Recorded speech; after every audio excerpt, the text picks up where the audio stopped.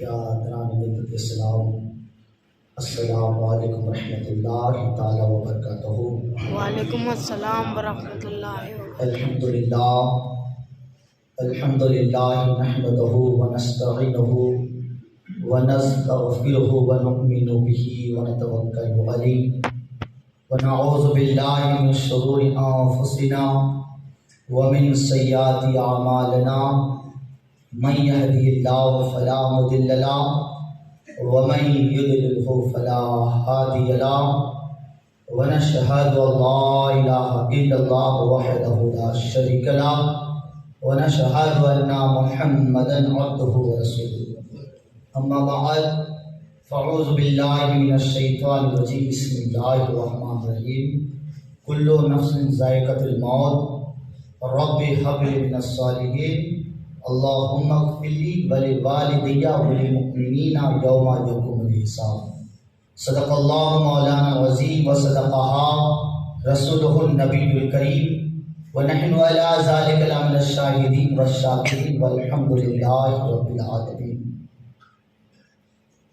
باد توحید کے متوالو، شمع رسالت کے پروانوں، غوث اعظم کے دیوانوں، اولیاء امت کے طلبگاروں، سرور کونین، سلطان الدارین، جد الحسن والحسین، صبح کائنات کے شمس الضحیٰ، شام کائنات کے بدر الدجا، محمد ارجو الفدا صلی اللہ تعالیٰ علیہ وسلم کی بارگاہ میں عقیدت کے ساتھ، محبت کے ساتھ جھوم جھوم کر کے نبی کی بارگاہ میں درود شریف کا نذرانہ پیش کیا جائے۔ بڑے بلند آواز سے اللہم صلی اللہ سیدنا مولانا محمد وبارک وسلم، صلو علیہ الصلاۃ والسلام علیہ یا رسول اللہ صلی اللہ تعالیٰ علیہ وسلم۔ آئیے، میں نے آپ کے سامنے جو آیت مبارکہ تلاوت کرنے کا شرف حاصل کیا، اس سے قبل چند اشعار نعت پاک کا کلام سماعت کرتے ہیں۔ ایک مرتبہ بڑی محبت کے ساتھ درود پاک پڑھ لیجیے۔ اللہم صلی علی سیدنا مولانا محمد وبارک وسلم، صلی اللہ علیہ وسلم۔ شاعر فرماتے ہیں، چلو دیارے نبی کی جانب، درود لب پر سجا سجا کر، محبت کے ساتھ کہہ دیجیے سبحان اللہ۔ بس میں آپ سبھی کو مبارکباد دیتا ہوں کہ بڑی محبت کے ساتھ آپ سبھی حضرات سنتے ہیں۔ بس کمی ایک چیز کی ہے کہ سبحان اللہ کہتے ہیں۔ بس جس انداز سے آپ سماعت کر رہے ہیں، بس اسی انداز میں آپ کو سبحان اللہ کرنا ہے۔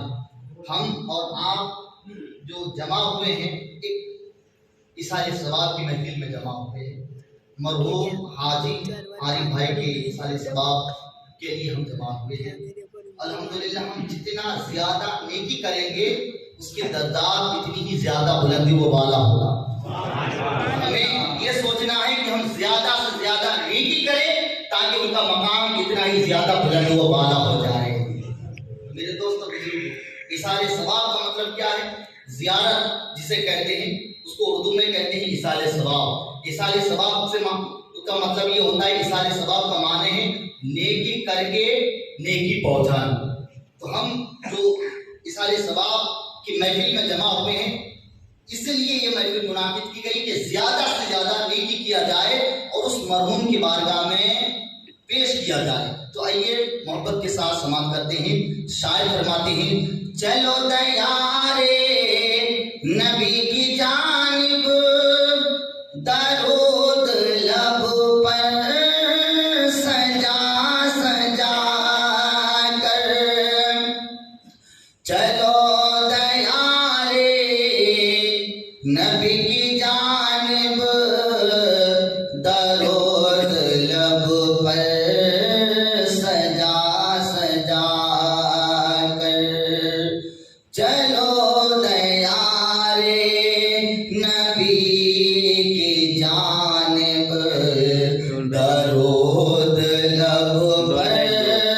سجا سجا کر باہر لوٹے گے ہم کرم کی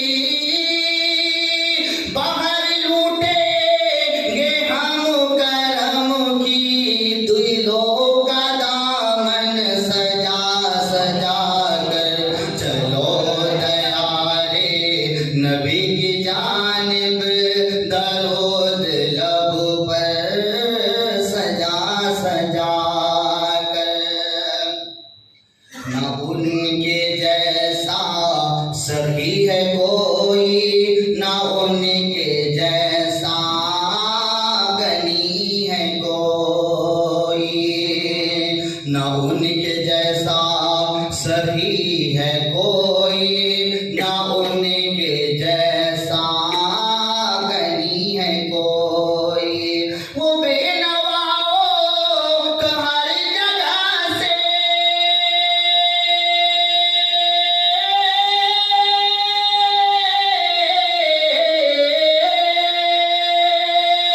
وہ بے نواؤں کو ہر جگہ سے نوازتے ہیں بلا بلا کر چلو دیارے نبی کی جانب درود لب پر سجا سجا کر ہے ان کو امت سے پیار کتنا ہے ان کو امت سے پیار کتنا کہ وہ ہے رحمت شمار کتنا کہ ہمارے جرموں کو دھو رہے ہیں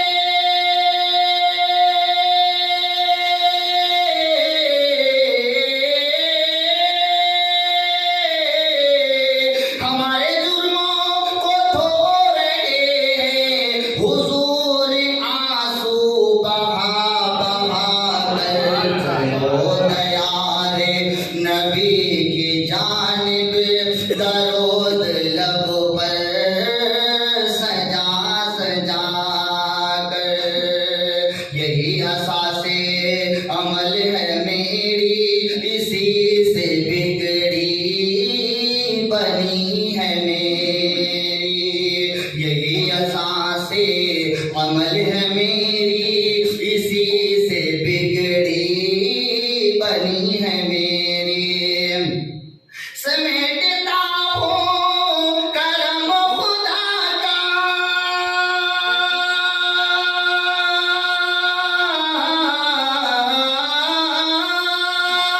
سمیٹتا ہوں کرم خدا کا نبی کی نعتیں سنا سنا کر چلو دیارے نبی کی جانب درود لب پر سجا سجا کر چلو دیارے نبی کی جانب درود لب پر سجا سجا کر بہار لوٹے گے ہم کرم کی دلوں کا دامن سجا سجا کر ایک مرتبہ درود پاک پڑھیں۔ اللهم صل على سيدنا حبيبنا ومولانا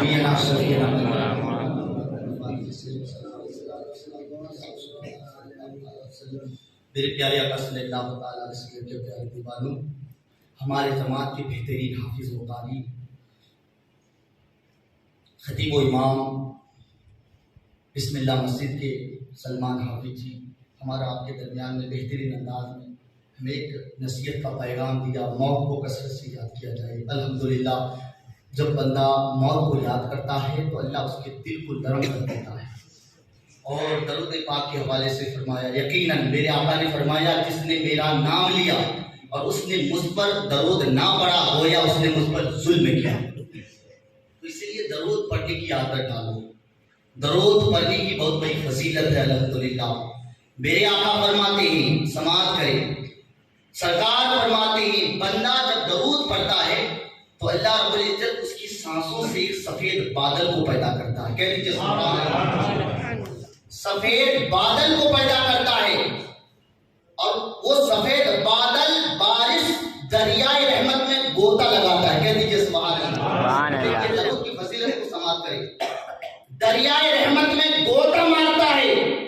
پھر رب کا حکم ہوتا ہے، وہ سفید بادل بارش رب کے حکم سے برسنے لگتا ہے۔ جب وہ سفید بادل بارش برسنے لگتا ہے، میرے سرکار فرماتے ہیں وہ سفید بادل بارش کا قطرہ اگر کسی پہاڑ کے زمین پر، کسی پہاڑ کے دھرتی پر گر جائے، اللہ اس قطرے کو چاندی بنا دیتا ہے، چاند بنا دیتا ہے۔ میرے سرکار فرماتے ہیں اگر وہی بارش، وہی سفید بادل بارش کا قطرہ اگر کسی زمین پر گر جائے، اللہ اس قطرے کو سونا بنا دیتا ہے۔ سبحان اللہ، سبحان اللہ۔ میرے سرکار پھر آگے فرماتے ہیں کہ اگر وہی بارش کا قطرہ کسی کافر پر گر جائے تو رب خدا بندے قدوس اس بندے کو ایمان کی دولت سے سرفراز عطا فرماتا ہے۔ سبحان اللہ۔ اب اندازہ لگائیے، درود پڑھنے والا درود پڑھ لیا، اس کی سانس سے سفید بادل بارش پیدا ہوا، اور وہی بادل بارش کا قطرہ کافر پر گر جائے تو اسے ایمان کی دولت مل جائے۔ جو بندہ صبح شام میرے نبی کی بارگاہ میں درود پڑھتا ہے، اللہ اس کی ایمان کو کتنا پختہ عطا فرماتا ہے۔ اسی لیے آپ تاریخوں کو مطالعہ کریں، کبھی میرے آقا نے یہ نہیں فرمایا کہ جو حج کرے گا، جو جتنا زیادہ حج کرے گا جنت میں میرے قریب رہیں گے، جو جتنا زیادہ نماز پڑھیں گے اتنا ہی زیادہ وہ میرے قریب ہوں گے۔ کبھی آپ نے یہ نہیں سنا ہوگا، لیکن جب درود کی باری آتی ہے میرے سرکار فرماتے ہیں جو جتنا زیادہ مجھ پر درود بھیجے گا وہ قیامت میں جنت میں میرے ساتھ اتنا قریب رہے گا۔ اگر کوئی میرے نبی کے قریب رہنا چاہے گا تو ضرور میرے نبی کی بارگاہ میں درود پڑھنے کی کوشش کرے گا۔ اس لیے ایک مرتبہ میرے سرکار کی بارگاہ میں جبریل آئے، کہا کہ یا رسول اللہ، آسمان میں جتنے تارے ہیں میں دیکھتا ہوں اور گننے کی صلاحیت رکھتا ہوں۔ یا رسول اللہ، دنیا میں جتنے درخت ہیں ہر درختوں کی پتوں کو گننے کی طاقت رکھتا ہوں۔ یا رسول اللہ، یا رسول اللہ، دنیا میں جتنے مخلوق ہیں میں سب کو دیکھتا ہوں اور گننے کی صلاحیت رکھتا ہوں۔ یا رسول اللہ، میں زمین کی ذرات کو گننے کی صلاحیت رکھتا ہوں۔ یا رسول اللہ، میں آسمان کے ستاروں کو گن سکتا ہوں۔ اس طریقے سے میرے سرکار کی بارگاہ میں جبریل عرض کرتے رہے۔ میرے سرکار نے جبریل سے فرمایا، جبریل جب تم سب کچھ کر سکتے اب مجھے یہ بتاؤ کہ آپ کیا نہیں کر سکتے۔ کہہ دیجئے سبحان اللہ۔ جب آپ سب کچھ کر سکتے کون ایسا کام ہے جو آپ نہیں کر سکتے؟ تو جبریل نے میرے نبی کی بارگاہ میں عرض کیا، یا رسول اللہ، یا رسول اللہ، اگر کوئی عاشق رسول آپ کی بارگاہ میں درود پڑھ لے اس درود کی فضیلت کو گن نہیں سکتا۔ اس درود پاک کی فضیلت کو میں گن نہیں سکتا۔ تو یہ ہے درود پاک کی فضیلت۔ تو آئیے ہم بڑے محبت کے ساتھ پھر نبی کی بارگاہ میں درود پڑھتے ہیں۔ بڑی بلند آواز سے اللہم صلی صلاۃ و سلام علیک یا رسول اللہ صلی اللہ علیہ وسلم۔ میرے دوستوں، دیکھیے شاعر کہتا ہے کہ دنیا کے مسافر منزل تیری قبر ہے، طے کر رہا ہے جو تو وہ 2 دن کا سفر ہے۔ محلوں میں سونے والے قبروں میں سو رہے ہیں، شاہ و گدا یہاں سبھی کے ساتھ سو رہے ہیں۔ آنکھوں سے تو نے اپنے کتنے جنازے دیکھے، آنکھوں سے تو نے کتنے جنازے دفنائے، دنیا کے مسافر منزل تیری قبر ہے۔ تو یقیناً ہماری اور آپ کی آج کسی کی باری ہے تو کل ہماری باری ہے۔ تو یہ مرنا ہمیں اور آپ کو یقیناً مرنا ہے، لیکن مرنے سے پہلے ہمیں کچھ تیاری کرنی چاہیے۔ مرنے سے پہلے ہمیں آخرت کے بارے میں سوچنا چاہیے۔ انسان جب زندہ رہتا ہے بے خوف رہتا ہے، لیکن دنیا کی رنگین کو دیکھ کر، دنیا کی خوبصورتی کو دیکھ کر آخرت کو بھول جاتا ہے۔ یہ ہمارے آپ کی بہت بڑی نادانی ہے۔ میرے دوستو بزرگوں، آپ سوچئے کہ چھوٹی سی زندگی ہماری زندگی اور آپ کی زندگی کتنی بڑی زندگی ہے، ہم اس کا اندازہ لگا سکتے ہیں۔ چھوٹی سی زندگی ہے، 60 70 80 100 برس کی زندگی ہے۔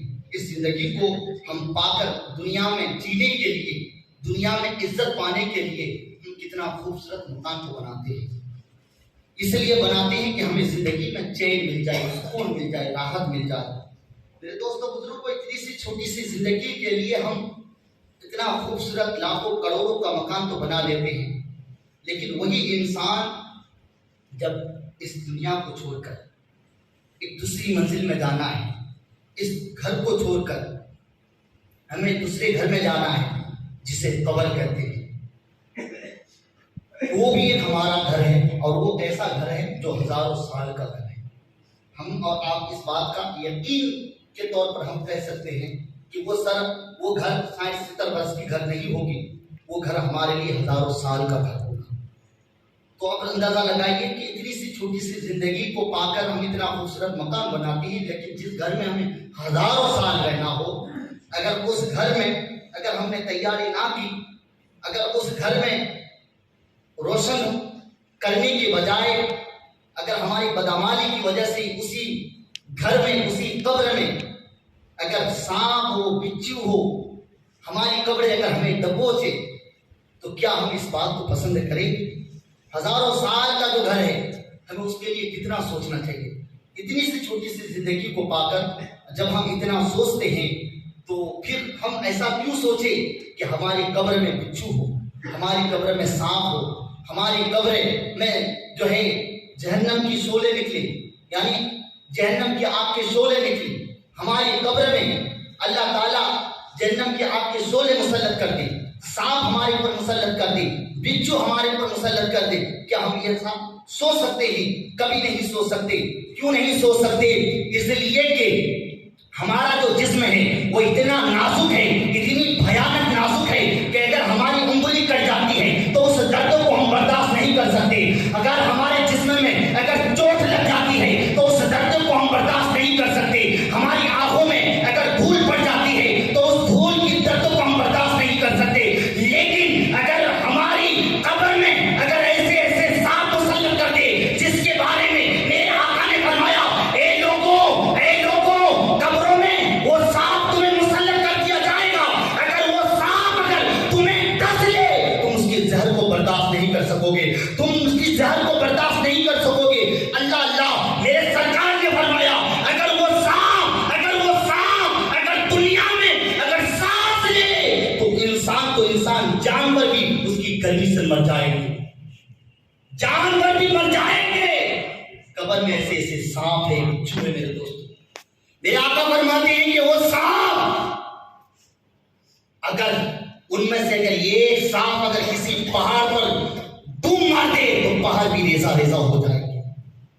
بتاؤ، جس سانپ کی سانس کی گرمی انسان جانور بھی برداشت نہیں کر سکتے، اگر وہ سانپ اگر ہماری جسم میں مسلط کر دے، کیا ہم اس کی زہر کو برداشت کر سکیں گے؟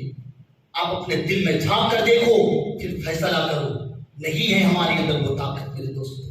اور میرے آقا نے فرمایا کہ انسان جب گناہ کرتا ہے تو اللہ تعالیٰ اس کی قبر میں جو ہے اسے عذاب جب مسلط کرتا ہے تو وہ قبر اگر جنتی ہوتا ہے تو ماشاءاللہ اس کی قبر جو ہے گلے گلزار بنتی ہے۔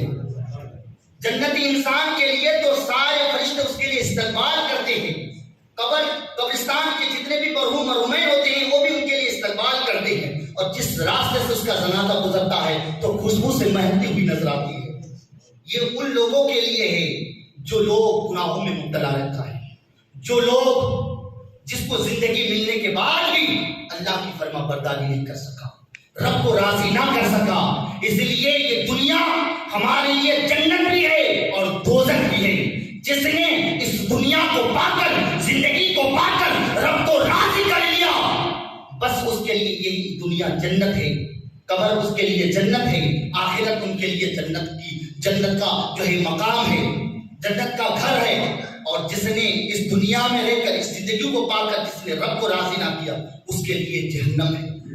تو میرے دوستوں بزرگوں، تو اس لیے میرے آقا نے فرمایا کہ جب انسان کو قبر دبوچتی ہے تو میرے آقا نے صحابہ اکرام کے سامنے دونوں ہاتھوں کو انگلیوں کو جو ہے اس طریقے سے ڈال کر میرے آقا نے فرمایا انسان کی قبر میں جب قبر انسان کو دبوچتی ہے تو ان کی پچھلیاں ادھر کی ادھر ہو جاتی ہے. بتائیے اس طریقے سے میرے آقا نے جو ہے اشارہ کر کے فرمایا کہ ادھر کی پچھلیاں ادھر پہ وسط ہو جاتی ہے. بتاؤ اگر قبر اگر ہمیں دبوچے کیا ہم اس کی دبوچ کو اس کی دردوں کو ہم برداشت کر سکیں گے؟ ہمارے اندر طاقت نہیں ہے دوستو. اس لیے شاعر فرماتے ہیں سجا لو اپنی دامن میں درود پاک کی جگنوں. کہہ دیجیے سبحان اللہ. سجا لو اپنی دامن میں درود پاک کی جگنوں. اندھیری قبر میں ہم کو اجالوں کی ضرورت ہے. اندھیری قبر میں ہم کو اجالوں کی ضرورت ہے. مریض عشق احمد ہوں دوا کی کیا ضرورت ہے.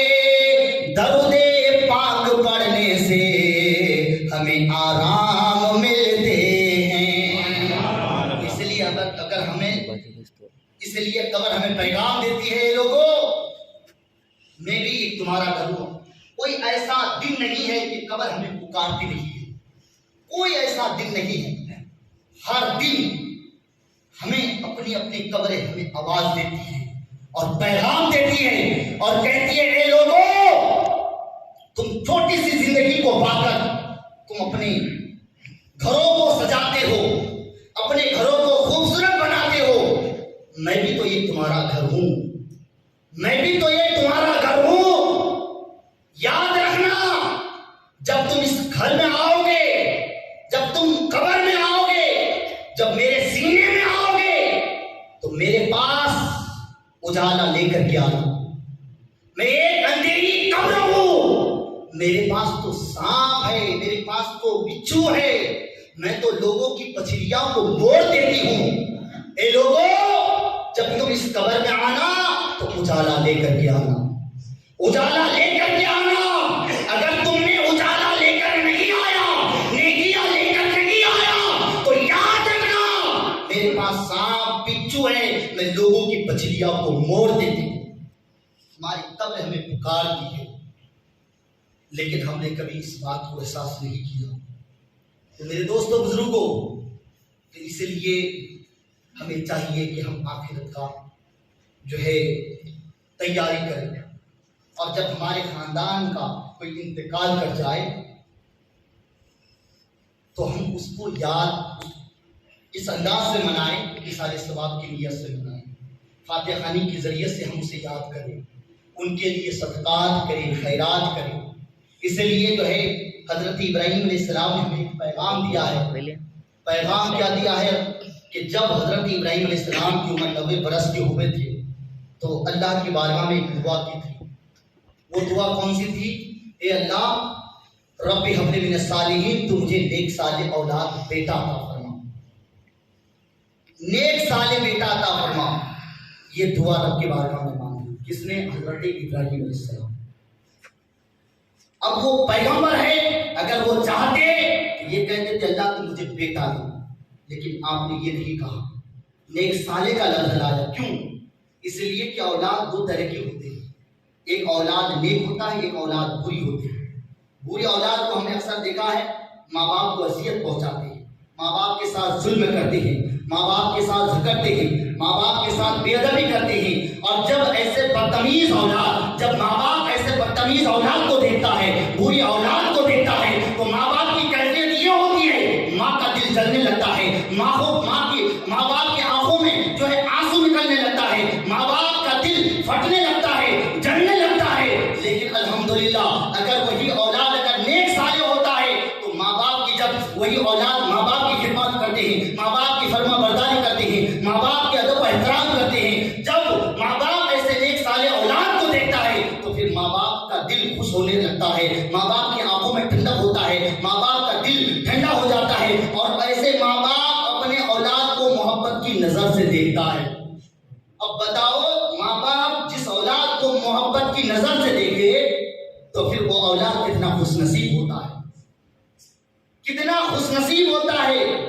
اسی لیے ہم اس کو خوش نصیب کہتے ہیں، کیونکہ ماں باپ کا مقام تو اتنا ہے. ماں باپ کو راضی رکھنا گویا اللہ کو راضی رکھنا.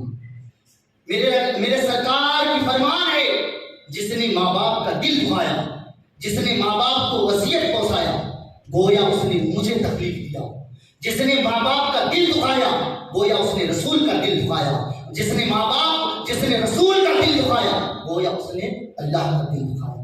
تو میرے دوستوں بزرگوں، اسی لیے میرے آقا فرماتے ہیں لوگوں، ماں باپ کے ساتھ ادب کے ساتھ پیش آؤ. ماں باپ کو محبت کی نظر سے دیکھا کرو، محبت کی نظر سے دیکھا کرو.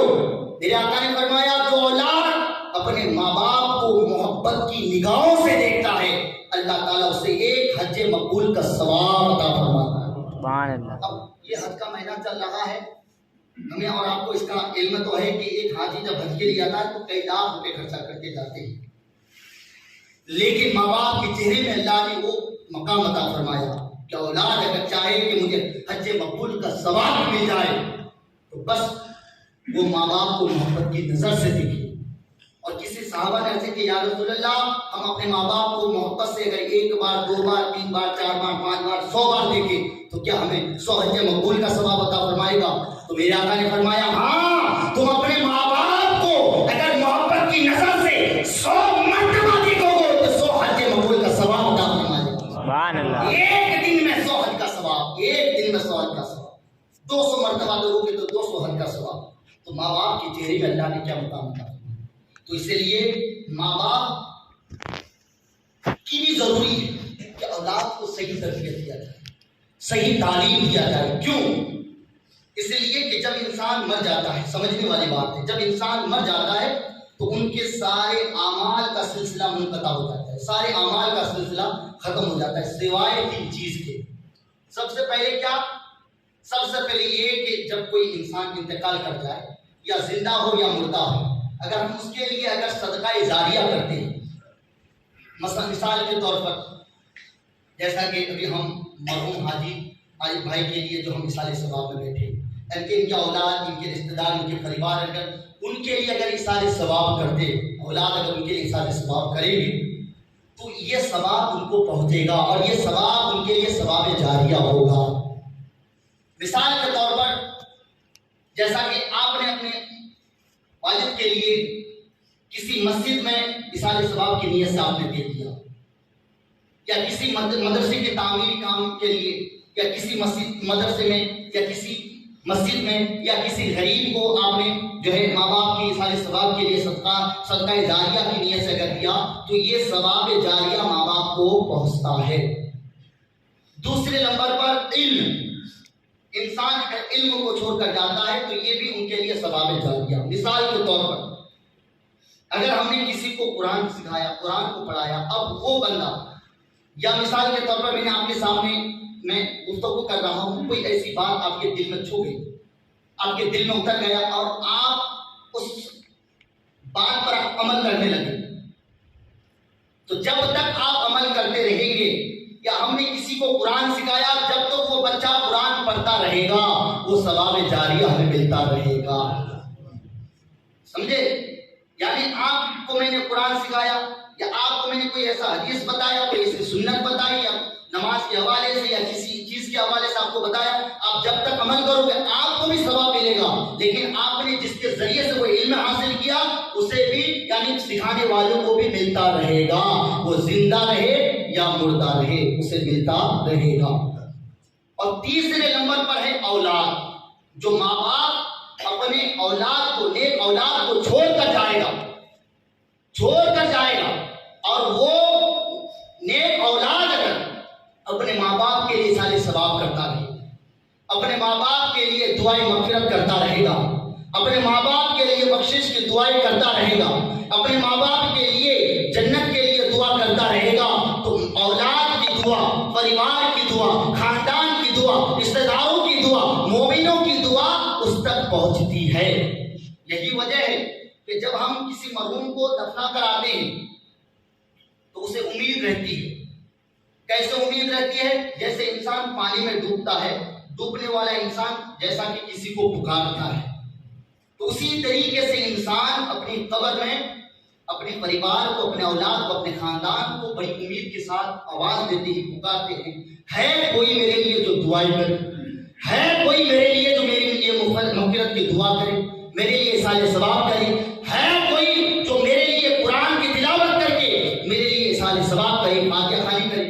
ہمارے خاندان کے مرحوم مرحومین بڑی امید کے ساتھ ہمیں پکارتی ہے، یہاں تک کہ ہمارے خاندان کے جو مرحوم مرحومین کی جو روحیں ہیں وہ بھی ہمارے گھروں میں آتے ہیں، اس امید کے ساتھ آتے ہیں کہ شاید میرے بندے، شاید میرے بیٹے، میرے پریوار، میرے خاندان میرے لیے دعائیں کرتا ہو۔ اور اگر واقعی اگر ہم نے ان کے لیے دعائیں کی، اگر واقعی اگر ہم ان کے لیے اصالِ ثواب کرتے ہیں، ان کے لیے قرآن کی تلاوت کر کے ان کے فاتحہ خوانی کرتے ہیں، تو پھر وہ خوش ہو کر ہمارے لیے دعائیں دے کر پھر وہ چلے جاتے ہیں۔ اور اگر ہم نے اسے بھول گیا، اگر ہم نے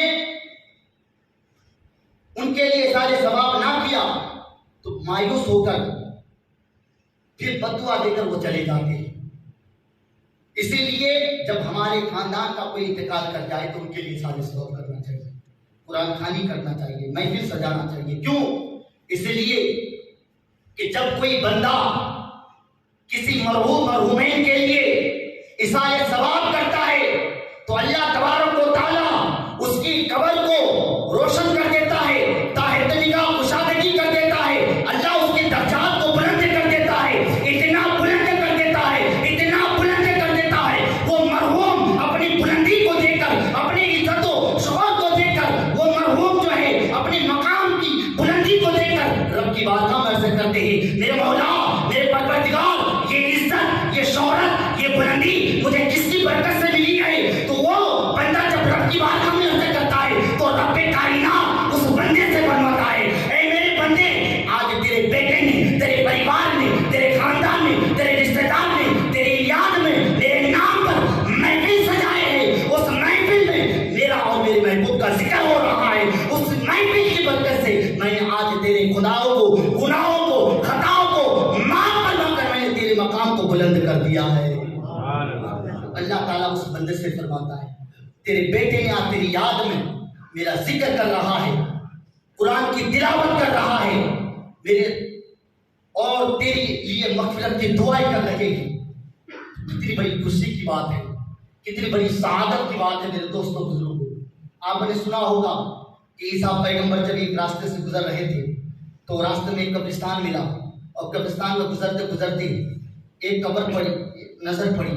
جب قبر پر نظر پڑی تو آپ نے ایک بھیانک منظر دیکھا۔ کیا منظر دیکھا؟ وہ کہ وہ قبر جو تھی وہ جہنم کی گڑی بنی ہوئی تھی، جہنم کی آگ کے شعلے نکل رہے تھے، عذاب الہی مسلط کر دیا گیا تھا۔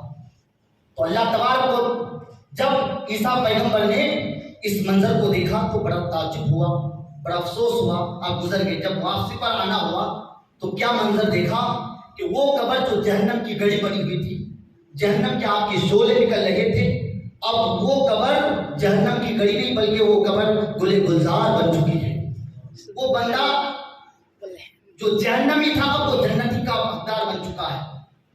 یہ دیکھ کر بڑا تعجب ہوا، اور تعجب کی نگاہوں سے اللہ کی بارگاہ میں عرض کرنے لگے، میرا مولا، اس شخص کو عذاب الہی میں مبتلا پایا تھا، اس کی قبر جہنم کی گڑی بنی ہوئی تھی اور جہنم کے آگ کے شعلے نکل رہے تھے، اب یہ بندہ جنتی ہو چکا ہے، آخر کس وجہ سے؟ تو اللہ رب العزت نے عیسیٰ پیغمبر سے فرمایا، میرے پیغمبر، یہ شخص بڑا گنہگار تھا، اس کو اس کی بدعمالی کی سزا مل رہی تھی، لیکن جب یہ مرا تھا تو مرنے سے پہلے اس کی گود میں ایک چھوٹا سا بچہ چھوڑ کر آ گیا۔ تو اس بچے کے حوالے سے اپنی بیوی سے کہا کہ میں نے دنیا میں بہت گناہ کیا ہے، شاید اس گناہ کی وجہ سے اللہ مجھے عذاب الہی میں مسلط نہ کر دے، لیکن اگر میرا انتقال کر جائے تو جب یہ بچہ پڑھنے کے لائق ہو جائے تو میرے بچوں کو کسی عالم کے پاس لے جانا اور دین کا تعلیم دینا، میرے بچوں کو اللہ کا نام سکھانا۔ اس طریقے سے جو ہے اپنی بیوی سے وصیت کیا، اس کا انتقال کر گئے۔ تو اللہ نے عیسیٰ پیغمبر سے فرمایا کہ اے پیغمبر، یہ بچہ آج اس بچے کی ماں نے اسے کسی عالم دین کے پاس لے آئے اور اس عالم دین سے کہا کہ میرے بچوں کو اللہ کا نام سکھاؤ۔ کہہ دیجیے سبحان اللہ۔ اللہ نے عیسیٰ پیغمبر سے کہا کہ اے میرے پیغمبر، جب یہ بچہ ایک طرف بیٹھ کر بسم اللہ شریف کو پڑھنے لگا تو استاد نے کہا بیٹا جا ایک طرف بیٹھ جا، اس بسم اللہ کو بار بار پڑھ تاکہ تجھے یاد ہو جائے۔ جب وہ بچہ ایک طرف بیٹھ کر بسم اللہ شریف کو پڑھنے لگا تو رب کائنات نے عیسیٰ پیغمبر سے فرمایا اے میرے پیغمبر، جب یہ بچہ ایک طرف بیٹھ کر بسم اللہ کو پڑھنے لگا، جب مجھے رحمان اور رحیم پکارنے لگا تو میری رحمت جوش میں آیا، میری رحمت جوش میں آیا، اتنا جوش میں آیا، اب میری رحمت کو گوارا نہ ہوا کہ جو بچہ مجھے بار بار رحمان اور رحیم پکارتا ہو اس کے باپ کی قبر میں عذاب الہی نہ مسلط کر دیا جائے، اس کی قبر جہنم کی گڑی بنی ہوئی ہو، مجھے گوارا نہ ہوا، میری رحمت کو گوارا نہ ہوا، میری رحمت جوش میں آیا، وہ بچہ مجھے بار بار رحمان اور رحیم پکارتا گیا، اس رحمان اور رحیم کی برکت سے میں نے اس بچے کے باپ کے سارے خطاؤں کو معاف فرما کر اسے جنت کا حقدار بنا دیا۔ آپ غور کریں، بچہ باپ کے سارے ثواب کی نیت سے نہیں پڑھ رہا ہے، صرف نیت کیا ہے کہ مجھے یاد ہو جائے۔ بچہ بسم اللہ پڑھ رہا ہے، اللہ باپ کی مغفرت عطا فرما رہا ہے۔ تو جب کوئی بچہ قرآن کریم کی بسم اللہ شریف کو پڑھتا ہے، اللہ کی رحمت میں یہ گوارا نہیں ہوتا کہ اس کے باپ کو عذاب الہی مسلط کر دیا جائے۔ تو ہم اور آپ کتنے بڑے خوش نصیب ہیں، اللہ نے ہمیں قرآن پڑھنے کا علم دیا ہے۔ اگر پورے قرآن کی تلاوت کر کے اپنے خاندان کے لیے، اپنے پریوار کے لیے، اپنے ماں باپ کے لیے اگر ہم مثال ثواب کر دیں تو کیا قرآن کریم کی برکت سے کیا ہمارے خاندان کے مرحوم مرحومین کو اللہ مغفرت نہیں عطا فرمائے گا؟ ہمارا ایمان کہتا ہے یقیناً مغفرت بھی عطا فرمائے گا، اور قرآن کی ہر لفظوں کی برکت سے اللہ اس کے درجات و بلندی و بالا بھی عطا فرمائے گا۔ تو میرے دوستوں بزرگوں، تو ہم بڑے خوش نصیب ہیں، اللہ نے ہمیں اور آپ کو مسلمان بنایا، اور مسلمانوں میں جو افضل المخلوقات ہیں انہی میں سے اللہ نے ہمیں پیدا کیا۔ بڑے خوش نصیب ہے، اللہ نے ہمیں قرآن دیا، اللہ نے ہمارے لیے ہمیں ہدایت کے لیے بے شمار انبیاء کرام بھیجے تاکہ ہمیں ہدایت مل جائے۔ تو میرے دوستوں بزرگوں، اللہ نے ہمارے لیے اور آپ کے لیے بے شمار اولیاء کرام بھیجے جس کی بدولت سے ہمیں ایک ہدایت کا راستہ مل سکتا ہے۔ اور الحمدللہ جب جس کے پاس قرآن بھی ہو، جس کے پاس انبیاء کرام کی جماعت ہو، جن کے پاس صحابہ کرام کی جماعت ہو، جن کے پاس اولیاء کرام کی جماعت ہو، وہ جہنمی کیسے ہو سکتا ہے؟ ہم خوش نصیب ہیں، الحمدللہ ہم بڑے خوش نصیب ہیں کہ اللہ تبارک و تعالیٰ نے ہمیں اور آپ کو امت محمدیہ میں اللہ نے پیدا کیا ہے۔ بڑے خوش نصیب کی بات ہے، اتنے خوش نصیب ہے الحمدللہ کہ قرآن کی تلاوت کر کے جب ہم کسی مرحوم کے لیے اصال ثواب کرتے ہیں، میرے سرکار فرماتے ہیں کہ ان کی قبر میں اللہ پہاڑ کے مانند نیکی عطا فرماتا ہے۔ اب ایسا نہیں کہ ہم گناہ پر گناہ کریں، گناہوں سے توبہ کریں، موت کو یاد کریں۔ جو بندہ کثرت سے موت کو یاد کرتا ہے، حضرت عائشہ صدیقہ رضی اللہ تعالی عنہا نے سرکار کے بارگاہ میں عرض کیا، یا رسول اللہ صلی اللہ تعالی علیہ وسلم، جو اپنی موت کو کثرت سے یاد کرے تو اسے ان کا حشر کس کے ساتھ ہوگا؟ تو میرے سرکار نے فرمایا جو دن اور رات میں اپنی موت کو 20 مرتبہ یاد کرے گا تو اللہ تعالیٰ اسے ان کا حشر جو ہے شہیدوں کے ساتھ اٹھائے گا۔ اپنی موت کو یاد کیا جائے، اور موت میرے دوستوں بزرگوں، یہ موت ایک ایسی دردناک ہے، حالانکہ جو عاشق رسول ہوتا ہے اسے موت آتی ہی نہیں ہے۔ آپ کہیں گے کیسے؟ کلو نفس ذائقۃ الموت، ہر شخص کو موت کا مزہ چکھنا ہے، ہمیں موت نہیں آتی ہے۔ آپ کہیں گے کیسے؟ میں آپ کو مثال دوں، آپ روزے کی حالت میں، جب آپ روزے کی حالت میں ہوتے ہو، جب آپ وضو کرتے ہو تو جب آپ کے منہ پہ پانی پہنچتا ہے تو اس کا ذائقہ آپ کو علم ہو جاتا ہے، پانی کڑوا ہے یا میٹھا ہے یا شربت ہے، جو بھی ہے، ہمیں اس کا علم جو ہے ہو جاتا ہے. اسی طریقے سے آپ روزے کی حالت میں ہو, آپ نے منہ پہ پانی لیا, اس کا ذائقہ آپ کو پتا ہو گیا, یعنی اس کا ذائقہ آپ کو, اس کا علم ہو گیا کہ پانی کس ٹائپ کا ہے. تو میرے دوستوں بزرگوں, اب روزے کی حالت میں انسان پانی نہیں پیتا, لیکن اس کا ذائقہ اسے پتا چل جاتا ہے. تو اسی طریقے سے انسان کی جو موت ہوتی ہے, ہماری موت نہیں ہوتی, بلکہ ہمیں اس کا ذائقہ جو ہے ہمیں محسوس ہوتا ہے. حالانکہ جو عاشق رسول ہوتا ہے, اس لیے تو میرے آقا نے اللہ کی بارگاہ میں عرض کیا, میرے مولا مجھے یہ گوارا نہیں, اس لیے اپنی سرکار میرے ہمارے نبی سے اتنی محبت, اور میرے دوستوں اپنے اولاد سے, اپنے پریوار سے, اپنے خاندان سے, یعنی دنیا کی ساری نعمتوں سے بڑھ کر سرکار کی محبت ہمارے دلوں میں ہونی چاہیے. اسی کو ایمان کہتے ہیں, اسی کو ایمان کہتے ہیں. کیوں؟ اس لیے کہ میرے آقا نے ہم جیسے گنہگاروں کے لیے رو رو کر کے آنسو بہائے. اللہ کی جہنم اب بھی نہ سرد ہوگا, رو رو کے مصطفیٰ نے دریا بہا دیے ہیں. کس کے لیے بہائے؟ ہم جیسے گنہگار کے لیے بہائے. تو جس نبی نے اپنی امت کے لیے آنسو بہاتا ہو اور اس قدر روتا ہو, میرے آقا کریم اس قدر روتے تھے اپنی امت کے لیے, سینے سے ایسی آوازیں آتی تھی جیسے گھٹیاں ابل رہی. کس کے لیے روتے تھے؟ ہم جیسے گنہگاروں کے لیے. اور جب میرے سرکار کے آخری نزا کا وقت آیا, جب موت کی احساس ہونے لگے, تو میرے آقا نے فرشتوں سے فرمایا, کیا یہ موت کی اتنی بڑی تکلیف ہے, کیا یہ تکلیف میری امت کو بھی ہو سکتی ہے؟ تو کہا کہ ہاں. تو پھر اللہ کے رسول نے فرشتوں سے فرمایا, جا میرے رب سے کہہ دے کہ رسول کو یہ گوارا نہیں کہ میری امت کو موت کی تکلیف ہو. موت کی تکلیف کیا ہے آپ کو معلوم ہے؟ بتایا جاتا ہے انسان کی جب نزا کا وقت ہوتا ہے, جب اس کی آخری گھڑی کا وقت ہوتا ہے, اس کی اتنی پیاس کی شدت ہوتی ہے کہ مرنے والے انسان کو اگر 7 سمندر کے پانی پلا دیا جائے تب بھی اس کی پیاس نہیں ہو سکتی. بتایا جاتا ہے کہ اس کا جسم ایسے ریزہ ریزہ ہو جاتا ہے جیسے زندہ بکری کی چمڑی کو اجڑی جاتی ہے. بتایا جاتا ہے کہ انسان اگر کسی کانٹے والے درخت میں, ببول کے کانٹے یا کوئی بھی کانٹا والا درخت ہے, جھاڑ ہے, اس پودے پر آپ نے اگر کسی کپڑوں کو رکھ دے, اس کپڑوں کو آپ کھینچیں گے تو اس کپڑے کی کیفیت کیا ہوگی؟ کپڑا پھٹ جائے گا, ریزہ ریزہ ہو جائے گا. اسی طریقے سے انسان کا جسم ریزہ ریزہ ہو جائے گا جب اس کی روح نکالی جاتی ہے. یہ موت کی تکلیف ہے. اس کی موت کی تکلیف اگر انسان کے اوپر مسلط کر دیا جائے تو انسان نہیں برداشت کر سکتا. تو میرے آقا نے رب کی بارگاہ میں کہ میرے مولا میری امت کو موت کے وقت, نزا کے وقت جو تکلیف ہو, ساری تکلیفوں کو مجھ پر ڈال دیا جائے. میں اپنی امت کی موت کی ساری تکلیفوں کو برداشت کر سکتا ہوں, لیکن امت کو تکلیف ہو یہ مجھے گوارا نہیں. کس کے لیے؟ ہم جیسے گنہگار کے لیے.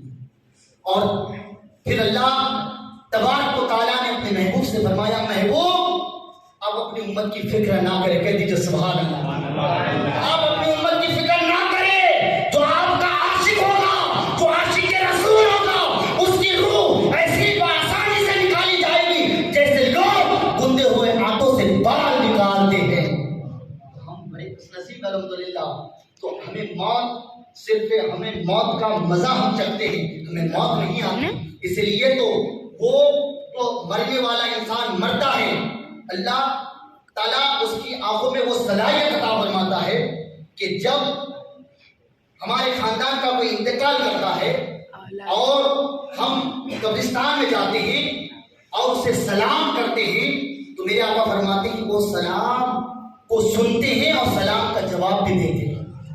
اتنا ایسے زندہ ہوتے ہیں. میرے آقا فرماتے ہیں وہ ایسے زندہ ہوتے ہیں جب ہم قبرستان میں چلتے ہیں, چلنے کی جو آہٹ کی آوازیں آتی ہے اس آواز کو بھی اپنے قبروں میں وہ سنتے ہیں. کس قدر زندہ ہے میرے دوستوں, کس قدر زندہ ہے. اور یہی تک محدود نہیں, میرے آقا فرماتے ہیں کہ جب ہم اپنے ماں باپ کے قبروں میں, یہ اولاد کی ذمہ داری ہے, ایسا نہیں ہے کہ ماں باپ انتقال کر گئے 40 سال مرنے کے بعد بھی بھول جائے, نہیں. اگر ہمارے خاندان کا کوئی بھی انتقال کر جائے تو ان کے لیے اِسال ثواب کرتے رہیں. ہفتے میں ایک بار ضرور کریں، ان کے لیے قرآن پڑھیں، نماز پڑھیں، اور نماز پڑھنے کے بعد ہر نماز میں ماں باپ کے لیے دعا کریں. یہ نیک صالح اولاد کی علامت ہے. تو میرے دوستو، اور پھر ہفتے میں ایک بار ضرور ماں باپ کی قبر میں جایا کریں، اور ماں باپ کی قبر میں جا کر ان کے لیے قرآن کی تلاوت کریں، فاتحہ خوانی کریں. میرے آقا فرماتے ہیں جب ہم ان کی قبر میں جا کر قرآن کی تلاوت کرتے ہیں، اس تلاوت کو بہت سنتے ہیں، اور جتنی دیر تک ان کی قبر میں بیٹھ کر فاتحہ خوانی کرتے ہیں، قرآن کی تلاوت کرتے ہیں، اسے ایسا سکون ملتا ہے، زندگی میں ایسی سکون اسے نہیں ملتا. اسے سکون ملتا ہے، راحت ملتا ہے، اور وہ چاہتا ہے کہ وہ میرے پاس اور تھوڑی دیر بیٹھے، اور تھوڑی دیر بیٹھے، اور تھوڑی دیر بیٹھے. تو میرے دوستوں بزرگوں، تو پھر ہمیں چاہیے کہ ہم قبرستان میں بھی جایا کریں، ان کے لیے دعائیں کیا کریں، ان کے لیے فاتحہ خوانی کیا کریں. میرے پیارے آقا صلی اللہ تعالیٰ علیہ وسلم کے پیارے دیوانوں، یہ اولاد کی ذمہ داری ہے. لوگ جب ہمارے اور آپ کا جب مرنے کا وقت قریب ہوتا ہے، جب ہمیں کوئی بیماری ہوتی ہے، تو اس بیماری سے علاج کرنے کے لیے جو ہے ہم لاکھوں روپے خرچہ کرنے کے لیے تیار ہوتے ہیں. اور اگر اللہ نے اگر اس کی مقدر میں وہی زندگی لکھی ہے، اتنی سی زندگی لکھی ہے، اگر وہ انتقال کر جاتے ہیں تو پھر ہوتا یہ ہے کہ پھر ہم مختصر انداز میں جو ہے کم پیسے میں فاتحہ خوانی کر کے جو ہے ہم رسم و رواج کو، یہ رسم و رواج نہیں ہے، یہ ہماری ذمہ داری ہے. جب ہم اسے بچانے کے لیے 1 لاکھ روپے خرچہ کر سکتے ہیں. آپ نے سنا ہوگا کہ دعا اور دوا دونوں کی ضرورت ہے. ہم نے جب 1 لاکھ روپے کا اسے بچانے کے لیے جب ہم خرچہ کر سکتے ہیں، دوا کر سکتے ہیں، تو اگر ہم نے اسے نہیں، اگر وہ نہیں بچ سکا، اگر اس کی زندگی اتنی سی رہی، تو پھر ہماری اور آپ کی ذمہ داری ہونی چاہیے کہ جب لاکھ روپے بچانے کے لیے قرضے سے کر سکتے ہیں، تو کیا 50,000 روپے اس کی مغفرت کے لیے، اِسال ثواب کے لیے فاتحہ خوانی کر کے ہم خرچہ نہیں کر سکتے؟ ضرور کر سکتے ہیں. تو یہ سوچنا چاہیے اور فاتحہ خوانی وغیرہ کا اہتمام کرنا چاہیے. اپنی موت کو کثرت سے یاد کرنی چاہیے. اللہ رب العزت سے دعا ہے کہ ہم سب کو جو ہے اپنی موت کو یاد کرنے کی توفیق عطا فرمائے. اور اللہ رب العزت سے دعا ہے، الحمدللہ بڑے خوش نصیب ہیں الحمدللہ ہم لوگ کہ دیکھیے یہ نیک اولاد کی علامت ہے الحمدللہ کہ مرحوم بھائی کے لیے جو یہ مجلس سجائی ہے، میرا ایمان کہتا ہے کہ اللہ تعالیٰ اس کی قبر میں وہ نور عطا فرمائے گا کہ جس کے بارے میں ہم گمان نہیں کر سکتے. اس لیے میرے دوستوں بزرگوں، ہم نے ان کے لیے قرآن کی تلاوت کی، نعت و منقبت پڑھی گئی. شیخ اکبر محی الدین ایک بہت بڑے بزرگ گزرے ہیں. وہ فرماتے ہیں کہ میں جب یہ دعوت میں گیا تو میں نے ایک نوجوان کو دیکھا کہ اچانک وہ رو پڑا. جب میں نے روتے ہوئے دیکھا تو میں نے اس سے پوچھا کہ نوجوان تو کیوں رو رہا ہے؟ تو کہا کہ حضور میں اپنی ماں کو جہنم کی آگ میں دیکھ رہا ہوں، میری ماں کی قبر جہنم کی گڑی بنی ہوئی ہے، جہنم کے آگ کے شعلے نکل رہے، اس خوف سے میں رو رہا ہوں. تو شیخ اکبر محی الدین فرماتے ہیں کہ اس وقت میرے پاس 70,000 کلمہ طیبہ پڑھا ہوا محفوظ تھا. کہہ دیجیے سبحان اللہ. وہ فرماتے ہیں کہ جو میں کلمہ پڑھ کے رکھا تھا تو دل میں ان کی ماں کے لیے میں نے اِسال ثواب کر دیا. اور جب میں نے اِسال ثواب کر دیا تو پھر ہوا کیا کہ وہ نوجوان جو رو رہا تھا وہ ہنسنے لگا. جب ہنسنے لگا تو میں نے کہا کہ نوجوان جو رو رہا تھا وہ ہنس رہا ہے، بات کیا ہے؟ کہا کہ حضور اب میں اپنی ماں کو جہنم میں نہیں بلکہ جنت میں دیکھ رہا ہوں. میری ماں کی قبر جنت کی باغ بن چکی ہے، جنت کا حقدار ہو چکی ہے. تو میرے دوستو بزرگوں، جب کلمہ ہم پڑھ کر کسی مرحوم کے لیے سارے ثواب کرتے، دل میں کرتے، تو اللہ اس کے درجات کو بلند کر دے. تو اس لیے جو صبح شام کلمہ پڑھیں گے تو کلمہ پڑھنے کی عادت بھی ڈالے. میرے آقا فرماتے ہیں کہ جو صحابہ نے ایسے کہ یا رسول اللہ ہم اپنے ایمان کو کیسے تازہ کریں؟ تو میرے آقا نے فرمایا کلمہ پڑھا کرو. جتنا تم زیادہ کلمہ پڑھو گے تمہارا ایمان تازہ رہے گا. جب تم بستر میں سونے کے لیے جاؤ تو کم سے کم ضرور 2 مرتبہ کلمہ شریف پڑھ لیا کرو. تم نے 2 مرتبہ کلمہ پڑھ کر سویا گویا تم نے 2 غلام آزاد کر کے سویا. کلمہ شریف کون سا ہے؟ لا الہ الا اللہ محمد رسول اللہ. اس کو پڑھنا ہے. اور میں آپ کو بتاؤں یہ پڑھنے والا جب گناہ مومن پڑھتا ہے شرط یہ ہے کہ وہ گناہ کبیرہ نہ کرے. جو بندہ گناہ کبیرہ نہیں کرتا اور اس کلمہ کو پڑھتا ہے تو پہلے زمین سے لے کر 7 آسمان تک ساتوں آسمان سے لے کر عرش الہی تک ہلنے لگتا ہے. کہہ دیجیے سبحان اللہ.